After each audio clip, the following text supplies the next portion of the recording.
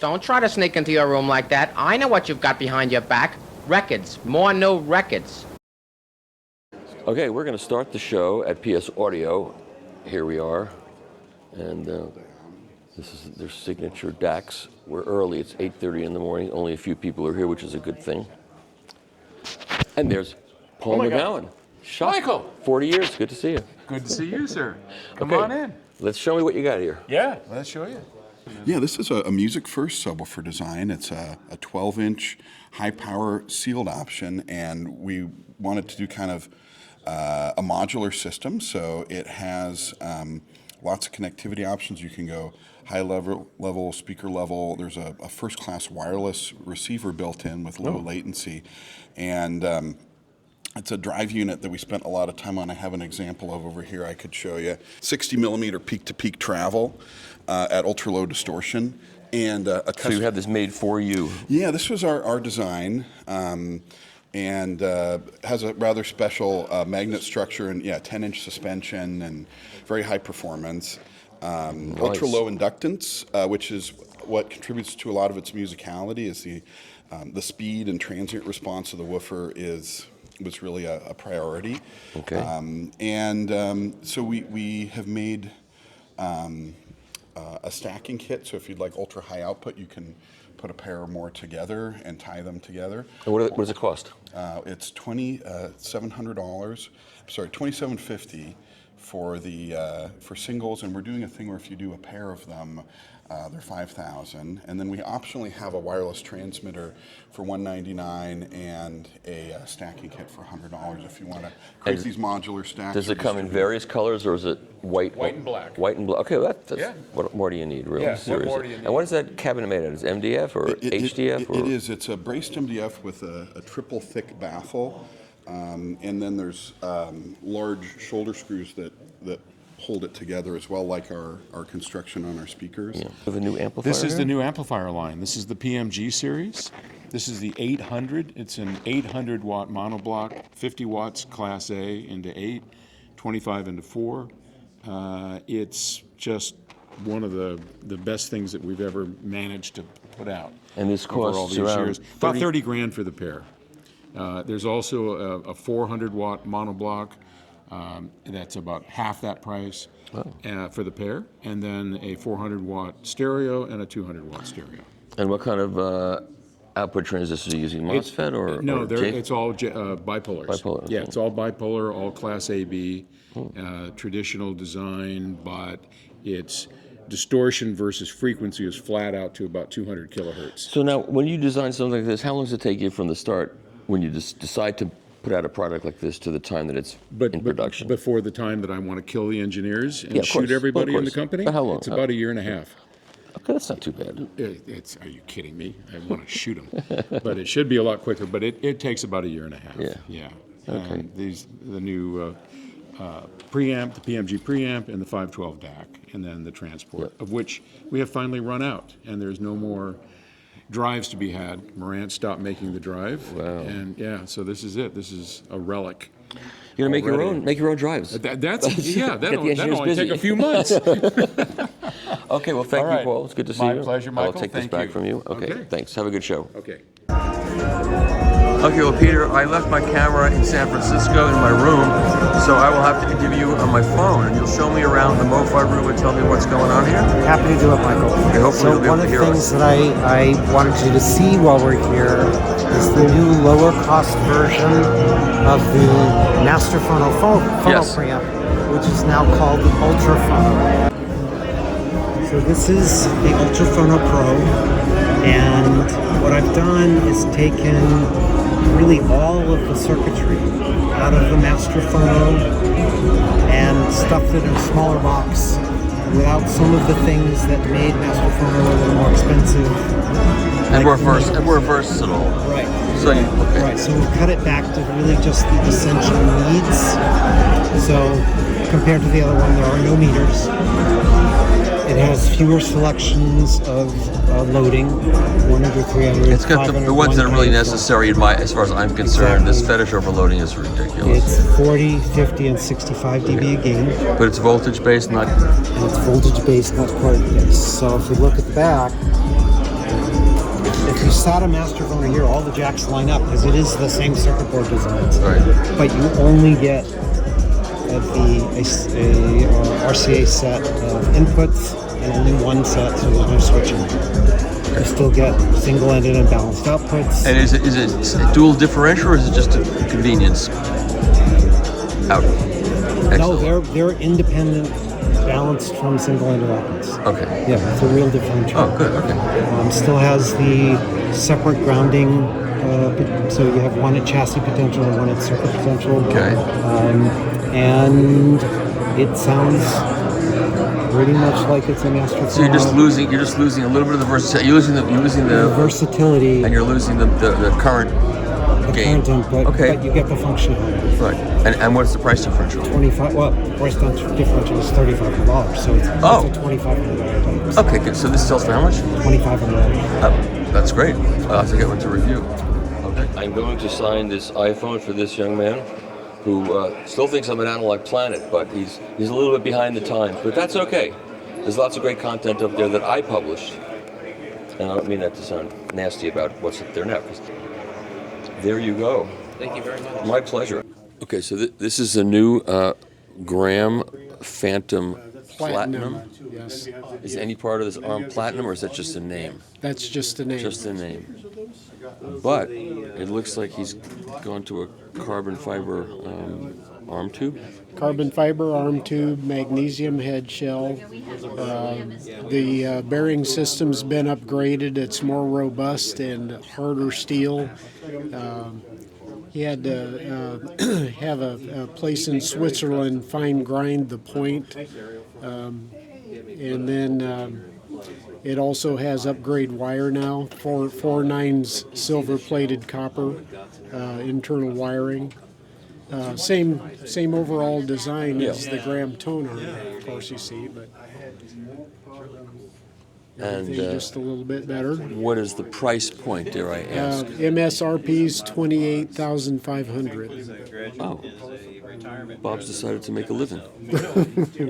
He'll hate me for saying that, but This one is the new Phantom SE, and that's built to be mid-range between the low-end or the entry-level Phantom 3 and the Elite.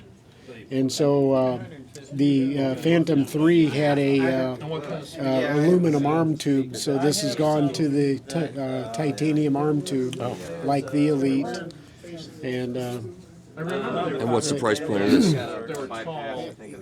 He told me it was 17,500, and He's all about positioning.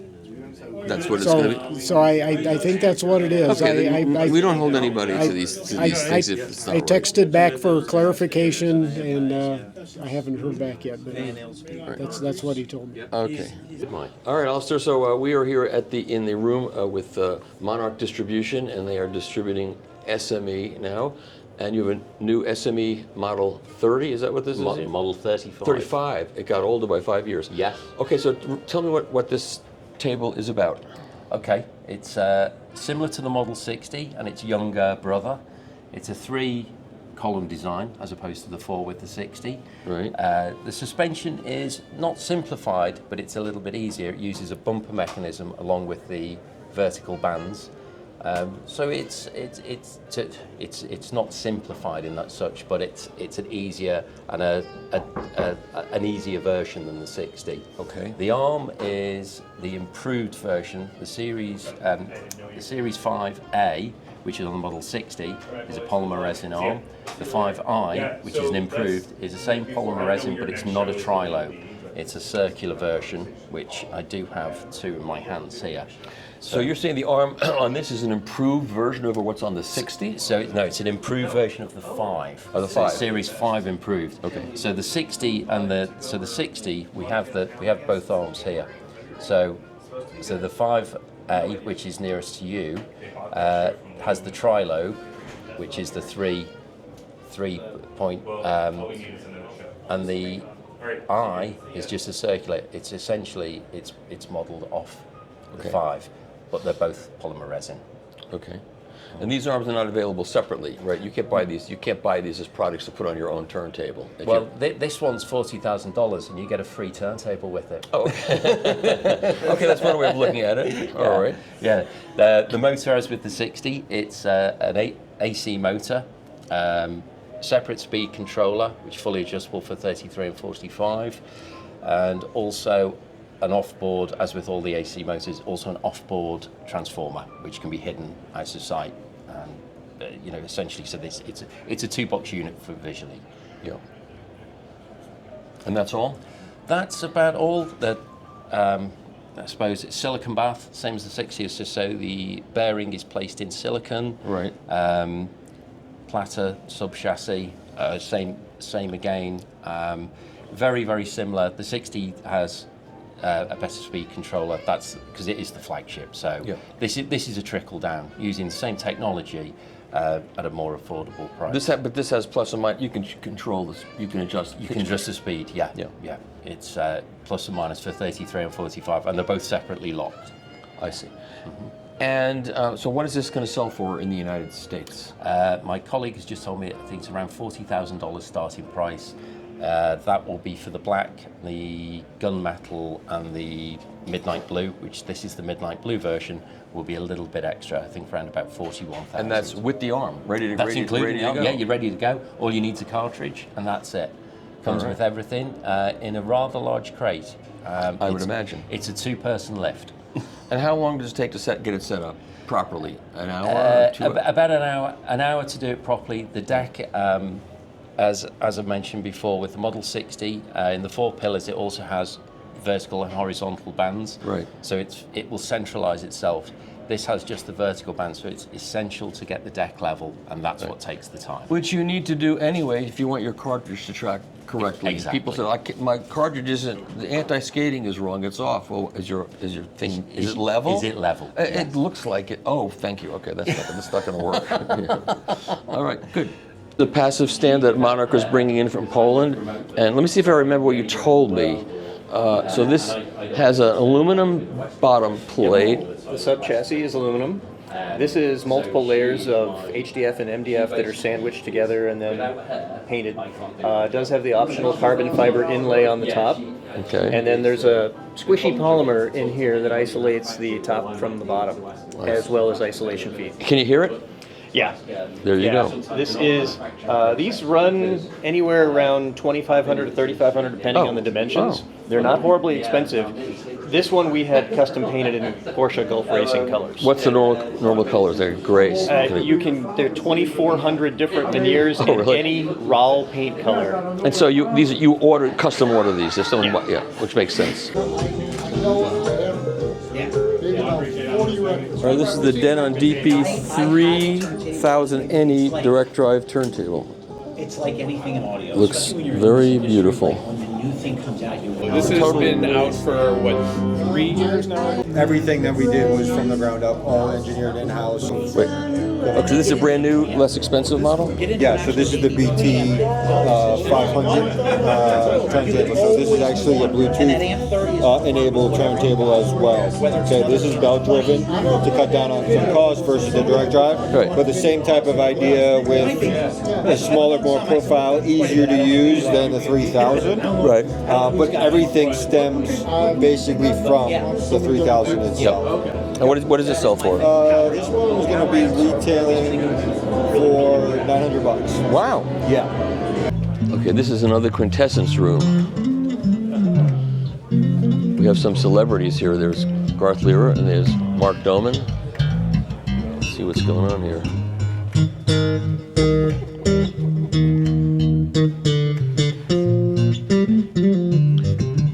He's got a graviton arm and a Supatrac 12 on there. Yeah. That's the big one on there?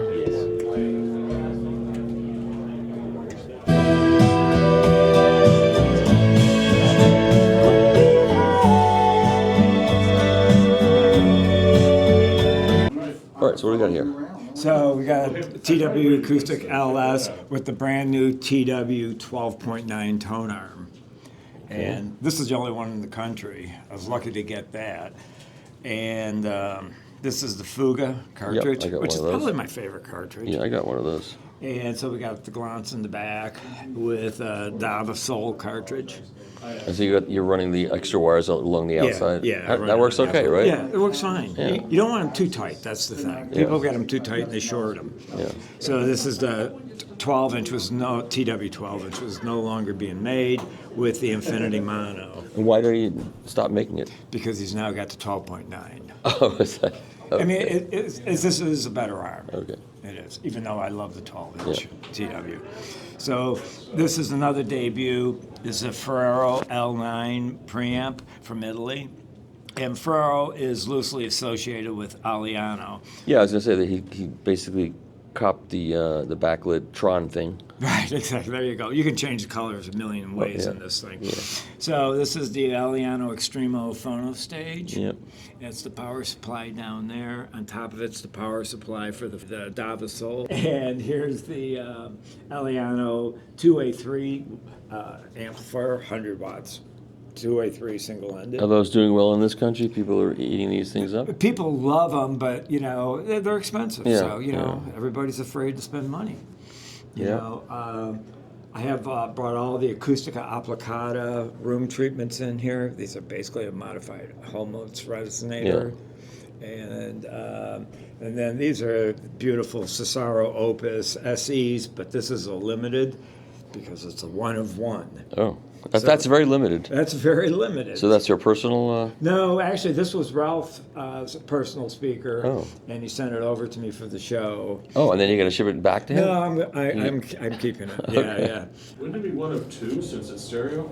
There you go. That's a smart man. And then we have an add power sorcerer over on that side. So, yeah.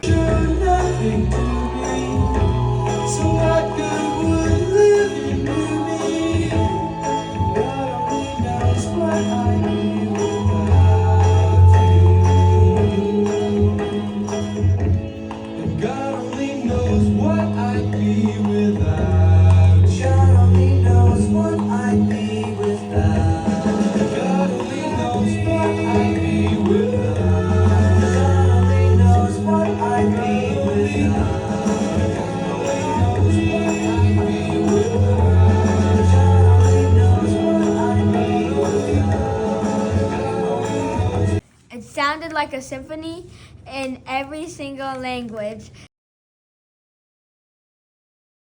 Well, we've got a few new things. In this system here, we're kind of sticking with what's been working in this room here. We know we've got a great synergy between A.M.G turntables, Benz-Micro phono cartridges, Aesthetix, electronics, and Vandersteen loudspeakers. Okay. And again, we're using Cardas cables as well. Okay. So this is a pretty similar system to what we've been doing. We know this room works, and we know this room works well with these things. But what we want to do at Sierra Sound as an analog importer is we want to hit you over the head with analog. So as soon as you walk in, you'll see what we're all about. Of course. So we've got 4 tone arms here with a variety of cartridges on them.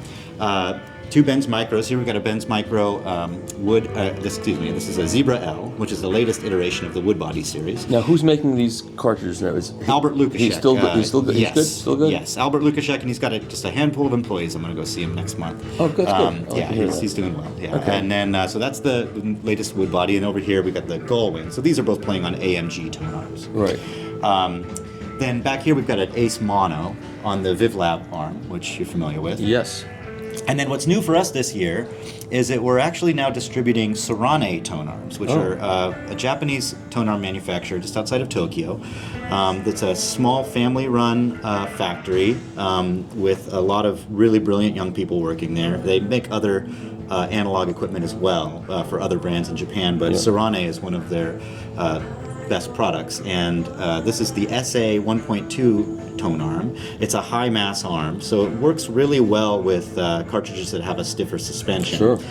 And it also has a removable head shell. So even though it's not my product and it's technically a competitor's product, I'm showing it with an Ortofon SPU Classic because I wanted to showcase what this arm will do when it's matched with something that is, that it's sort of designed. That's a smart thing to do, frankly, in my world. I think it makes a lot so of we've really sense. been enjoying this one as well. well. So this is, like I said, the You know, Sorane. mono cartridge on there or stereo cartridge? This is a stereo. I thought about doing a mono, but I was a little confused about the way they make their monos, if they really had movement in both directions, and I didn't want to. Or I think they turn the former like at a 45 degree the angle. Benz does that too with the coil, but I wasn't sure about the suspension, so that's why I went with a stereo. Yeah. But so that's our active analog front end here, and then again we're using Reyes Signature, which is my personal unit. I've been a big fan of Jim White's designs for a number of years, so that's the Aesthetix Reyes Signature. Okay. And then the Polini Line Stage just won Product of the Year in the Absolute Sound, so we're happy to have that again. And then the Dion power amplifier. These are both hybrid designs, and this one, the phono stage, is all tube. We have a new power conditioner that we're using. This is made by Connected Fidelity, actually. Connected Fidelity is a tonearm turntable manufacturer, and also a manufacturer of a number of various audio accessories, one of which being the 6-star AC distribution block, which has built-in RF filtering, which has been really great for the show. Having built-in RF filtering at your AC has helped us get really clean sound this whole time. I should probably turn this down. And then, yes, once again, all clear beyond cabling from Cardas. They were so kind to provide for us. And Vandersteen Trio CT loudspeakers. Well, this better sound good. It better sound good. It does. And did you see our tonearm garden? See, I see you got the two Viv Labs. Yeah, so I wanted, this is the tonearm garden, so we've got tonearms from around the world. We're hoping that we'll have even more next year. Viv Lab, of course, we know. There is a 13-inch version of it. I only had one and I didn't want to open it. So anyways, we got the Viv Lab. We know that. This is Sorane. This is the newest company for me to be working with for Sierra Sound. And so these range in price from $1,800 to around $26,500. This is the TA series Sorane arms. These are kind of a replacement for the Jelco. They're a little bit more sophisticated and I think a little bit better built than the Jelco is in terms of the bearing quality. But they're a very traditional tone arm that comes in a 9. And what are the costs? This is this 9-inch version here is $1,800, and then this the 12-inch version is $2,000. Okay. And then these here are the SA series and the ZA series. Now these are much more high mass tone arms, a little bit more maybe specified for certain types of cartridges. Right. And this is the Alpha Sound. And then this is the Alpha. It's actually a Connected Fidelity tone arm made by Alphason. I see. So I don't know if you met Michael Osborne last year, but he's the AC distribution block I was telling you about. He also makes these RF blockers that attach to your loudspeaker terminals. He makes these float pucks, which are really great isolation pucks with a lot of different adapters to be used with various components. He makes the TT Hub turntable, and now he's having this tone arm built to his specifications by Alphason. Oh, it looks very similar. Yes, it's very similar. Yes. So a traditional S shape, but with a non-removable head shell. So it's a little unique in that. And what does that cost? This is around $4,600 That's US. what I figured. I figured $4,500. And then back here you got one of your arms. And then back here it's A.M.G. Yep, we've got the standard and the turbo, and of course we always have the cutaway arm here that we like to show people so you can see how their unique vertical bearing works. So there's that, and the shorter version and the longer. And that's our tone arm garden this year, but we hope that next year maybe we'll even have more. Excellent. Yeah. Well, thank you, man. Thanks No a lot, problem. Mike. Okay. All right, so Arturo, we were here last year, a whole year ago, talking about the resurrection, if that's an okay word to use, that's fine. of Koetsu. Yeah. And you were just beginning to get this thing off the ground, and there was a lot of skepticism among people in this industry that he'll never be able to do that, but you've done it. Yes. And I've done it because I've had a great support from my Japanese colleagues in the analog realm in Japan. And that's because of my relationships with Accuphase and with Airtight for the last 40 years. Yeah. So naturally, being there a lot, I've developed a lot of contacts, especially in the analog world. was there any blowback at all? Because, I mean, there was some controversy about this. Yeah, the controversy was basically, what can I say? Why are you doing this? And I said, well, I'm doing it because my customers and my clients demanded me of it. I had distributed Accuphase before here in the U.S. as well as in Europe for over 35 years. So we've sold thousands of cartridges. Naturally, when the customer says to me, hey, Art, you sold me this cartridge, I love it, I can't live without it, help me. And I broke it, and I said, Yeah, I know. So I said, let me check it out and see what I can do. And so I went to Japan and found my partners there who are in the analog cartridge business, and they said, we know the people that actually built all the Koetsu cartridges for the original owner even. And it's one man, his name is Ogura-san. And he built all of them? He built all of them. Because the son, when he took over the business, just was running the business. And Ogura-san and his son have actually been building all these cartridges since then. And he, Ogura-san also, with the first being the owner, Fumihiko, that's the son. Owner of what? The first founder, the founder of Koetsu is what I mean. Yeah. Wow. He hired Ogura-san to, help him build the cartridges. So are these still being built by one person? Two people. Two now. people. And we have a succession plan where there are more young people coming into the business and helping Ogura-san out build the cartridges. That's a good idea, because I know other companies have problems along those lines. Yeah. It's like what happened with Transfiguration. Yeah. No, it's one of the things that I made sure that before I delved into this business and invest my, time and money into bringing it back, I wanted to make sure that this would be someone's a lasting legacy. Because for me, Koetsu, I'm just a caretaker. Yeah. And I just want to make sure that the customers that we've sold the cartridges to, are able to enjoy it's a this very piece. loyal customer base. I know some of those people, and they're insane, but that's what we need. Yeah. So. You're in the marketplace in America, and who distribute? You're doing self-distribution here? No, we do it through AXPONA. Okay. Yeah. That's what I just wanted to get the name out there. Yeah. And then, what about the rest of the world? The rest of the world, for example, with France, we have Animidi. And in Germany, we have Access Europe. It's a company that I own that I founded over 25 years ago also. And also in Poland. So in Italy, those are the major countries that we've signed up. Yeah. And then in Asia, right now we have in Singapore. We're working on getting it worked out in Japan yet. But my main focus was getting it out into the countries that have actually supported. And the response has been good? It's been fantastic. Is it relief on some level? Like, how would you describe the reaction? I mean, joy, relief, excitement? I saw this as a purpose. I sold Access 2 years ago. Yeah. And I kind of really, honestly, missed everybody. So of course. This was like, okay, Universe is talking to me. Someone came to me and said, Art, do this for me. So I did, Irregardless of what it would cost, I said, you know what, I'll do it. But I put a time limit on it for me because, I'm getting there.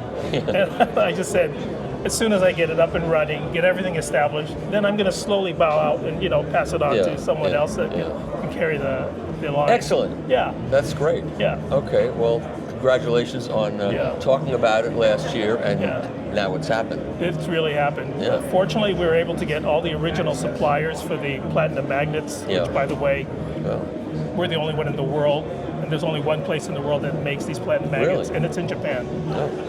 So we're able to bring that back. That's why we have the Onyx Platinum cartridge here, at AXPONA. That's what I have at home, right? Yes. Yeah. So you've got one of the first 10 that we built. It is set up. Awesome. That's all I can say. Okay. I don't talk about anyone. Yeah. But we can talk about that later. It's on a good system, so it's fantastic. Fun. All right. Well, good. Thank you so much, and I'll see you around the show, and maybe next year I'll come back. You'll have something. Well, hopefully we see each other before next year. Yes, I hope to see you in Vienna. All be there. Absolutely. Great. Let's do that. Okay. Let's do that because we'll have the other stone models available, and we'll demo those there too. Okay. All right. Thanks so much. Yeah. Thank you, Michael. See you later. Let's go see what's going on in the Audio-Technica room. This is like walking to your execution. It'll automatically stop. Oh, it will? Okay. Yep, so this is Mr. Fremer. How are you, sir? I'm good. Always a pleasure to see you. Everything good? It is. I don't want to bother you. No, you're good. Look, they have these private listening rooms here for Audio-Technica. Thank you. That's quite a Look at this showroom. A show VM95 series. So this is the If I just published a review of the Ref 20 Audio Research preamplifier, and I talk about the VM 750XL. Is that right? XSL, yeah. Yeah. Yes. You're pretty good. I remembered it. Yeah, you're great. I just wrote about it, and 760. you should read it because I have it in a fairly costly direct drive. No, it's a most expensive Technics direct drive turntable. Okay. Running through a $450 phono preamp. It sounds fantastic cartridge. Yeah. Not that much money. No. This is great. It's like the VMX series, the Doctor Will See You Now. And then over here it's the AT33X and OC9 series, the Doctor is in. And then it's really interesting. I hope a lot of people come in here and see this. This is where they keep caged animals. Oh, you have a turntable. So now it's possible to do the whole thing. Because I can't put that arm in anything I've got. So. You should. This is like the turntable to review it with, right? I mean, it supports 2 arms. You can put a second arm in the back left, but. When did he start making this turntable? This is the Model 2 of that turntable. So it is about a year and a half old now at this point. The Model 2 is a little bit larger. It's got the arm in the back left. The original Model 1 was a little bit more compact and only supported the primary arm. So I'll see this in Vienna for sure. Yes. All right. Is that a direct drive? It is, and it's an in-house direct drive, so it's not like a Technics motor or something in his plinth. Interestingly and uniquely, I think, this is a variable torque direct drive. And what that means is down here, it's got 3 different settings, low, medium, and high. And so you actually get different sound, of course, based on the torque, right? And a lot of people think that that's not intuitive because it is the constant rotation that kind of sets the clock for the analog front end, right? But the torque is very meaningful. Like low gives you a bit more like flow and continuity, kind of like a belt. That's high right. gives you a bit more like forward momentum, kind of like. That's exactly correct. Yeah. Yep. So it's cool, and you buy the one turntable and you can kind of pick and choose what you want. And so what is this going to cost? The turntable's $28,000. This particular arm, this is his FCL arm, which stands for Field Coil Loaded, and that's really cool. It's an electromagnet stabilized unipivot. It is absolutely state-of-the-art future tech stuff. This is a arm that's competitive with any tone arm at any price. This arm is $38,000. Okay, Jonathan. We've done this drill before, so let's do it one more time. What do we got here? We got the SAT. We've got the SAT XD1 with the CF109 titanium tone arm. We're running the Lyra Atlas Lambda cartridge on it, and we are now using the Seismian Reacto 2 isolation base. And does this have vacuum hold down now? Or no? This one does not have vacuum hold down, but the next version will only come with vacuum hold down. Oh, okay. With the upcoming arm that you'll be seeing. And your digital is a Lampizator? Yes, it is. And Fred will give us a rundown through the Lampizator. Well, this is our new Lampizator Aphrodite deck. This is our statement piece, just debuted about 6 months ago. This is an all-tube affair. We're using a complement of KT88 tubes in both of these rows for the amplification stages, and these are 5-volt rectifiers. Dual mono power supply, big 4 huge EI transformers in this. It's a statement piece that's basically has all your input needs, everything from USB. We actually are featuring a new 3X B and C, basically an I2S derivative. Tyco XDMI supports all your I2Ss, so this will take basically any digital signal. It's a more purist design than our former statement. We did away with the volume control.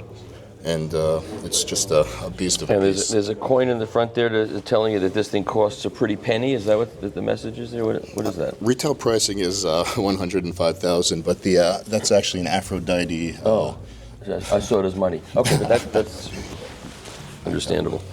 Okay, so it's costly. And can you stack other gear on top of this tubes? I would recommend it. No, okay. So I'm just asking because we like to ask all the questions. Yeah. No, you're going to want that to be free of anything. And what's the tube life? How long are those tubes? I know the rectifier tubes are like 1,000 hours or something. Oh, much more than 1,000. I think 10,000 hours is where they're for the rectifier tubes. Really? For the recties, yeah. And the other tubes? The other tubes, well, you have to understand, even though they're rated around 10,000 hours, these are being run. These are power tubes that are being run very gently in a deck, so they're not, at the top of the bike. And does it sound any good? I believe it does. Okay, that's what I wanted to hear. Okay, that's fantastic. it. Thank you. So is this what we saw in Florida, the same basic setup? It is. This is our statement phono stage and statement line stage. which separate power supply, dual mono designs, and all of the audio circuits are bonded to machined slabs of brass, I guess you would call it, approximately 1 inch thick, very massive, which are floated on decoupling elements to keep all microphony from the outside world from being able to get to the audio path. And you can roll tubes in there, and just at the flip of a switch there, you can go. Yeah, this will run 12 DJ8s, 84 16s, 6 DJ8s, 69 22s, a variety of different tubes. You could spend your whole life rolling tubes and never listening to any music if you want. Yeah, but there are 2 or 3 special tubes in that family we recommend to people. Yeah. Okay. Well, it was beautiful last time, and it's still beautiful today. And the sound in here last night was absolutely.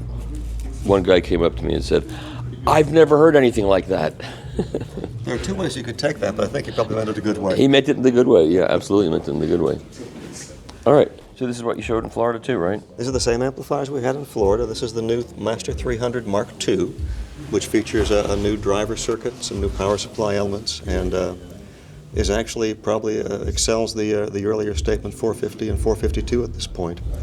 It's a dual mono design. When you're running 2 channels, it has separate power transformers left and right and so forth. It's natively a fully balanced amplifier with low feedback. And you can also switch it to run in a mono configuration, which is how we're doing it here. Yeah. So you get a bit over 300 watts in mono and about 160 watts per channel in the dual mono mode. Now, we didn't discuss the cost of the statement preamp and the phono. The statement pieces are $94,000 a piece, okay. And these amplifiers are $50,000. Oh. US. Yeah. Okay. So you can get into this VAC world for $50K with a powerful amplifier. You can, but at the other side we have the new Sigma 170i IQ integrated, which is $15,000. Oh. Which is, I'm absurdly happy with the way it turned out sonically. Well, I'm sure you are. Everything you turn out sonically sounds.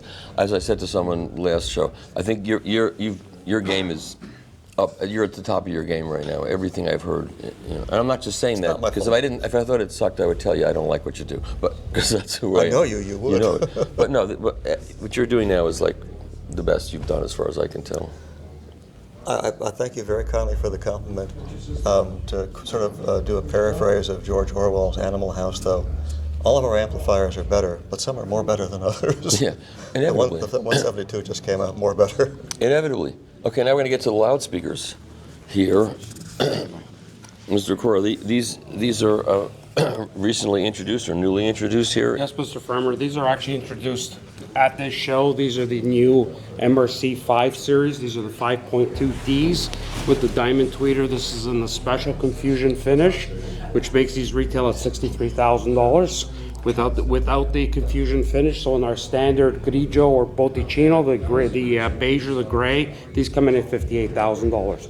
And the standard MRC 5.2Cs with the ceramic tweeter comes in at $44,000. So if someone buys a ceramic tweeter version and then says later, gee, I think I'd like to have the diamond tweeter, is it swappable? They'd have to send it back to us because there is a crossover change as well, but absolutely it is swappable if they wanted to do the upgrade to the diamond tweeter. That's a big send over hole though, right? To pack them and send them. It is, well, we could come out there and do it on site as well. That choice is there. And you mean the in and out for us to come in and fly out and do it or to do it at the factory would probably be around the same amount of money. The difference would be at the factories, we would break it in, we would test it, we would run it, we would make sure they're all matched and all the rest. But obviously in the field, we really can't do that. Yeah. So I mean, it would be advantageous for it to come down back to our factory in order for us to do that.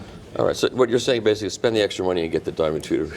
If you like what they sound like, That's and you right, know 'cause it what is they different. sounded like last night, it's absolutely fantastic. Yeah, last night was really insane. The diamond tweeter is worth the $15,000, and I know that's a hard statement to say that the tweeter is worth $15,000. Yeah. It is worth the $15,000, no question about it at this level. No, last night was a very special night of playing records I know very well. It was fantastic. Everybody had a great time. You were the very gracious, the host. You had everybody in here who was having fun. Nobody wanted to leave. I was sad the night ended. I think everybody in here tried to hang around and keep you in this room. I mean, we have to thank our partners as well at Cardas for supplying all the cables. There's thousands of dollars of cables in here that they've supplied.